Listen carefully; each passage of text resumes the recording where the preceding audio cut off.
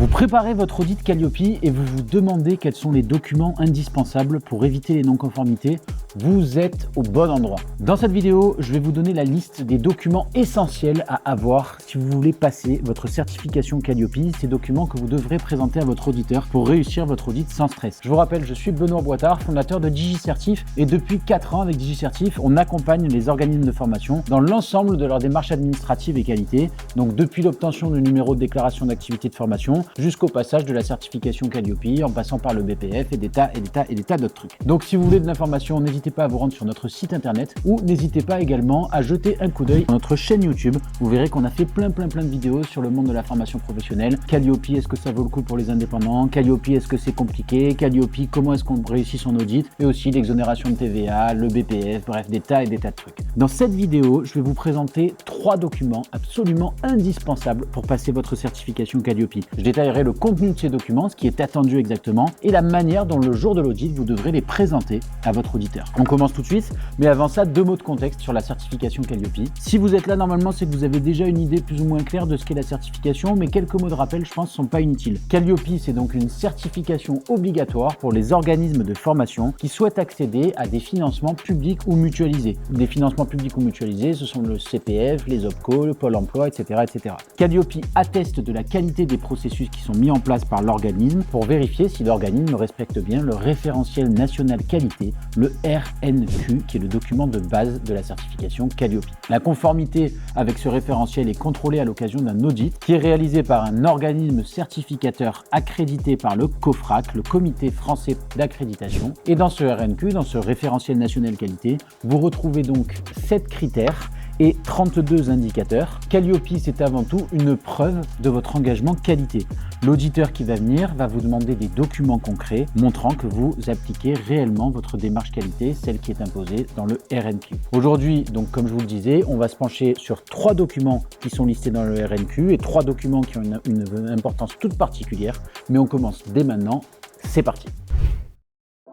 On commence tout de suite avec le programme de formation. Premier document incontournable de votre audit Calliope. Le programme de formation, c'est l'un des documents de base. Il répond plus précisément aux indicateurs 1 et 2 du référentiel national qualité, mais de manière générale, il va être mobilisé pour des tas d'indicateurs du référentiel. C'est donc un document qu'il ne faut surtout pas négliger. Le programme de formation, c'est un document descriptif. C'est un peu comme une plaquette. Il décrit en détail le contenu d'une action de formation, chapitre par chapitre. Il permet d'expliquer ce que vous enseignez, comment et dans quel objectif. Le programme de formation doit être compréhensible et utile pour différents publics. D'abord pour les stagiaires, pour savoir précisément ce qu'ils vont apprendre et comment la formation va répondre à leurs attentes. Ensuite pour les financeurs, les OPCO, le CPF, Pôle emploi, etc., pour vérifier que votre formation respecte bien les critères de financement. Et évidemment, il va être utilisé aussi par l'auditeur Calliope pour s'assurer que vos actions de formation sont bien définies, adapté aux besoins et évaluable de manière à ce qu'il puisse vérifier effectivement qu'il respecte le référentiel Calliope, le référentiel national qualité. Un bon programme de formation doit être structuré, détaillé et précis. Pour être conforme à Calliope, il doit mentionner notamment le titre de la formation, les objectifs pédagogiques, les compétences ou connaissances visées, le public cible, les prérequis, bref, tout le détail. Notre conseil chez DigiCertif, quelque chose qu'on dit systématiquement, un bon programme de formation, il doit être lisible. Donc n'hésitez pas à utiliser des tableaux, à utiliser des listes à puces, des bullet points, de manière à ce que toute l'information soit accessible en un clin d'œil. D'ailleurs, à ce sujet, petit cadeau qu'on vous glisse en description de cette vidéo, un modèle de programme de formation qui est parfaitement conforme à Calliope. Donc vous pouvez le télécharger, le remplir comme vous voulez. Avec ça, vous serez tranquille le jour de l'audit. Pas de risque de non-conformité. Vous savez que déjà, avec ce document, vous êtes tranquille. Et maintenant que vous savez tout sur le programme de formation, on va passer immédiatement au deuxième document essentiel, aussi important, voire plus, la convention ou le contrat de formation professionnelle. Deuxième document, la convention ou le contrat de formation professionnelle. Pourquoi c'est si important? Eh bien tout simplement parce que c'est le document qui officialise l'engagement entre vous, l'organisme de formation, et votre client, l'apprenant. En gros, c'est le contrat légal qui fixe noir sur blanc les règles du jeu de la formation. Alors avant d'aller plus loin, petite précision à ce sujet, convention ou contrat de formation, c'est pas tout à fait la même chose. La convention de formation professionnelle est signée lorsque le financeur est une entreprise ou un organisme, OPCO, Pôle emploi, etc. En gros, c'est un accord entre entre vous et une entreprise qui inscrit ses salariés à votre formation. Et le contrat de formation, lui, concerne les apprenants individuels qui paient eux-mêmes leur formation. Par exemple, un entrepreneur qui s'inscrit à votre formation avec son propre budget CPF ou personnel. Donc selon votre public cible, il faudra rédiger soit une convention de formation, soit un contrat de formation, ou les deux si vous êtes sollicité par des entreprises et par des particuliers. Dans les deux cas, ces documents servent à cadrer la formation et à définir clairement les droits et les obligations de chacun dans le cadre de cette formation. L'auditeur Calliope voudra donc les voir pour s'assurer que tout est en règle, que vous êtes en ordre. Alors comment rédiger une convention ou un contrat de formation qui soit béton et qui coche toutes les cases de Calliope? Déjà, première chose, c'est qu'il faut être très précis. Ce document doit contenir un certain nombre de mentions obligatoires. Parmi les plus importantes, vous devez notamment retrouver l'identité des parties, qui signe et quoi, l'organisme de formation et l'entreprise. L'apprenant doivent être clairement identifiés. L'intitulé et la durée de la formation, quelle formation est délivrée et combien de temps est prévu pour délivrer cette formation. Les objectifs et le contenu de la formation, ça c'est directement lié au programme de formation qu'on a vu juste avant. Le prix et les modalités de paiement, qui paie quoi et comment, est-ce qu'il y a un financeur dans l'histoire, est-ce qu'il y a une prise en charge par un OPCO ou quoi. 5. Les conditions d'annulation et de report, qu'est-ce qui se passe si jamais la formation est annulée, est-ce qu'il y a des modalités de traitement en cas d'annulation et si oui, lesquelles? C'est absolument indispensable de le préciser. 6. Les modalités d'évaluation. Comment vérifier que la formation a bien eu lieu et que les compétences ont bien été acquises par l'apprenant. Ce document, donc, c'est votre filet de sécurité. Il vous protège en cas de litige, il encadre la formation de façon officielle et surtout, il est obligatoire pour Calliope. Pas de convention, pas de contrat, mauvais point dans votre audit, vous avez une non-conformité, c'est sûr. Et donc ici, attention aux pièges. Il y a un certain nombre de pièges dans lesquels il ne faut pas tomber et qui pourraient vous jouer de mauvais tours, autrement dit des non-conformités lors de votre audit. Premier piège, c'est un document qui est trop vague et qui ne serait pas précis. Si vous avez un contrat qui dit juste formation en communication 20 heures sans préciser ni les objectifs, ni rien du tout, ni le contenu, ça ne passera pas, c'est certain.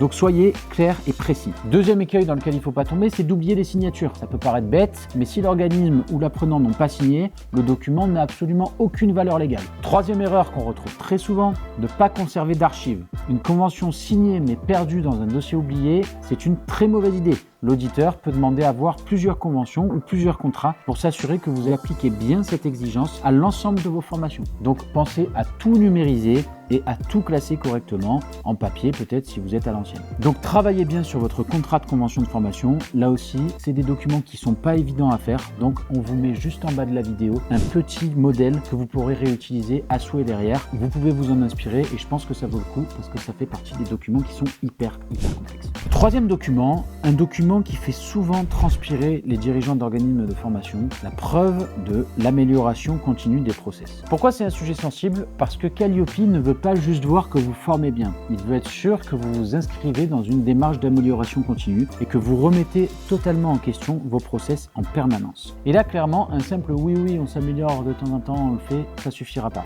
Pour convaincre l'auditeur, ça ne passera pas. Parce que Calliope exige que vous démontriez une démarche d'amélioration continue qui est clairement établie. L'auditeur veut voir des preuves concrètes montrant que vous prenez en compte les retours des stagiaires et que vous faites évoluer vos formations en fonction de ces retours. Pas de preuves, pas de validation du critère 7. Alors comment montrer que vous êtes dans une vraie démarche d'amélioration continue? Tout commence par une bonne récolte des feedbacks de vos apprenants, et pas que d'ailleurs, mais surtout de vos apprenants. Vous devez avoir un système en place pour récupérer les retours sur vos formations. Ça peut être des questionnaires de satisfaction en fin de session, ça peut être des entretiens individuels, ou ça peut être aussi des évaluations anonymes sur vos formations. Mais attention, remplir des questionnaires, ça ne suffit pas. L'auditeur va vous demander « Ok, d'accord, vous collectez des avis, c'est très bien, mais vous en faites quoi concrètement de vos avis ?» Et c'est là que beaucoup d'organismes se font avoir. Si vous êtes juste là avec vos avis, ça ne suffira pas. Il faut montrer que derrière, ces avis sont utilisés. Si vous laissez dormir ces feedbacks dans un dossier oublié au fond d'un drive ou dans une pochette, ça ne servira à rien. Il faut montrer que vous les analysez et derrière que vous agissez en conséquence. L'idée, c'est de prouver que vous détectez les axes d'amélioration et que vous mettez en place des actions concrètes pour traiter les différents problèmes que vous pourriez rencontrer à l'occasion de vos formations. Admettons, plusieurs apprenants qui vous disent que sur le module 3 de votre formation, il est un peu trop dense et il manquerait par exemple d'exemples concrets. Mais il faut montrer précisément que vous avez pris le sujet en main et que vous avez bossé là-dessus. Ça peut être revoir et alléger le module par exemple, ça peut être ajouter des études de cas réelles, prévoir plus de temps peut-être pour les questions et surtout documenter ces changements. Un petit compte rendu dans lequel vous expliquez ce qui a été modifié et pourquoi, c'est une preuve en or pour l'auditeur. D'ailleurs, si vous voulez être vraiment carré sur ce critère, je vous conseille de tenir un document de suivi des améliorations, un document dans lequel vous répertoriez toutes les modifications que vous faites. Vous pouvez lister par exemple les retours que vous avez reçus, satisfaction des stagiaires, feedback des formateurs, suggestions des financeurs, éventuellement ça arrive, les actions que vous auriez mises en place, l'impact observé après ces modifications, après avoir mis en place ces actions-là, bref, tout un tas de trucs. Exemple, donc le feedback que vous auriez reçu, le module 3 est trop technique et manque d'exemples, actions mises en place, ajout d'études de cas et de vidéos explicatives, résultats concrets observables, nouveau questionnaire de satisfaction, 85% des stagiaires trouvent désormais le module plus clair. Avec ça, votre auditeur, il ne pourra rien dire, il ne pourra faire qu'une chose, valider votre démarche qualité.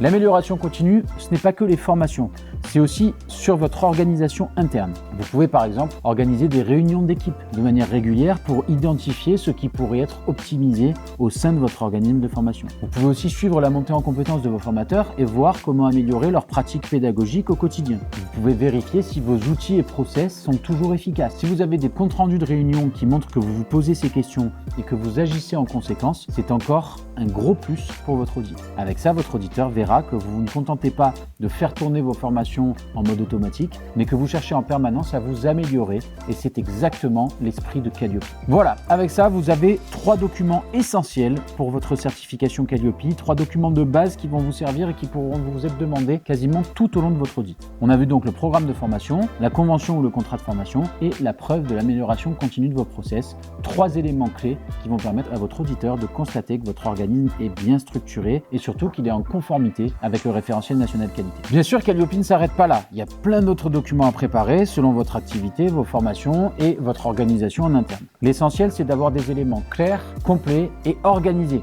Et surtout, ne vous contentez pas de créer ces documents juste pour l'audit, utilisez-les réellement dans votre gestion quotidienne. Petit rappel d'ailleurs, pour mettre toutes les chances de votre côté, pensez à structurer votre documentation avec une arborescence claire et un dossier par critère et par indicateur. Ça vous fera gagner énormément de temps le jour de votre audit et votre auditeur appréciera le jour même de voir que tout est bien rangé, tout est accessible et que vous avez préparé votre entretien. Si vous voulez un accompagnement sur mesure pour réussir votre audit, vous pouvez nous solliciter. Nous, chez DigiCertif, on est là pour vous aider. Contactez-nous, vous avez le numéro juste ici. Vous pouvez nous contacter dès maintenant et vous serez sûr ainsi d'avoir un dossier qui est 100% conforme le jour de l'audit. Si cette vidéo vous a aidé, pensez à vous abonner et à mettre un petit like sur cette vidéo pour nous soutenir. Ça nous donne beaucoup de force pour en faire d'autres. Si vous avez des questions, n'hésitez pas aussi à le mettre en commentaire ou rendez-vous sur notre site DigiCertif où vous trouverez toutes les infos au sujet de la certification Calliope. On se retrouve tout prochainement pour une prochaine vidéo. À très vite. Salut.